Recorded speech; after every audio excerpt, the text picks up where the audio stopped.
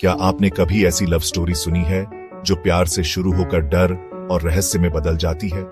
आज की कहानी एक ऐसे गांव की है जहां की तंग गलियों और शांत वातावरण के पीछे छुपा है एक खौफनाक राज।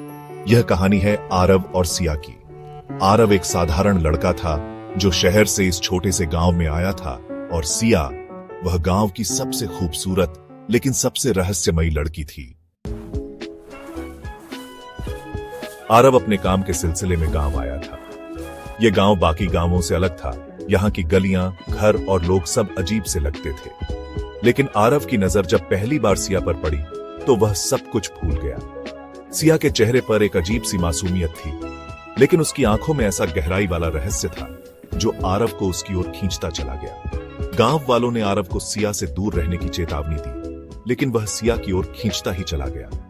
दोनों के बीच धीरे धीरे बात होने लगी। सिया बहुत कम बोलती थी, लेकिन जब बोलती थी तो उसकी बातें आरव को सपने जैसी लगती थीं।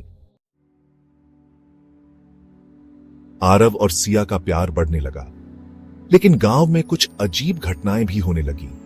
हर अमावस की रात कोई ना कोई रहस्यमयी तरीके से गायब हो जाता। लोगों का कहना था कि गांव के पास की झील श्रापित है और वहां एक आत्मा का वास है। आरव ने इन बातों को नजरअंदाज किया, लेकिन एक दिन उसने देखा कि सिया रात को चुपके से झील की तरफ जा रही है। आरव ने सिया का पीछा किया और झील के पास पहुंचकर उसने कुछ ऐसा देखा जिसने उसकी रूह कंपा दी। सिया झील के पानी में उतर रही थी और उसकी परछाई में कुछ अजीब सी आकृति थी। आरव डर गया, लेकिन उसने सिया को कुछ नहीं कहा। आरव को धीरे धीरे एहसास हुआ कि सिया के साथ कुछ तो गलत है। उसने गांव के बुजुर्ग से बात की। बुजुर्ग ने उसे एक पुरानी कहानी सुनाई।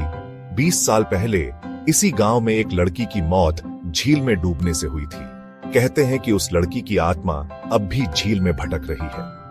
आरव को विश्वास नहीं हुआ, लेकिन जब उसने सिया से इसके बारे में पूछा तो सिया ने खुद बताया कि वह वही आत्मा है।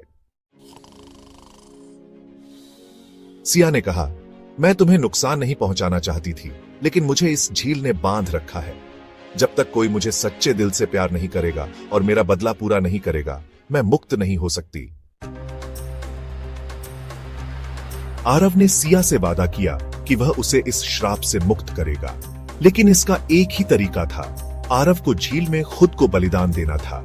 आरव ने यह फैसला किया और एक रात उसने सिया को मुक्त करने के लिए अपना जीवन झील को सौंप दिया।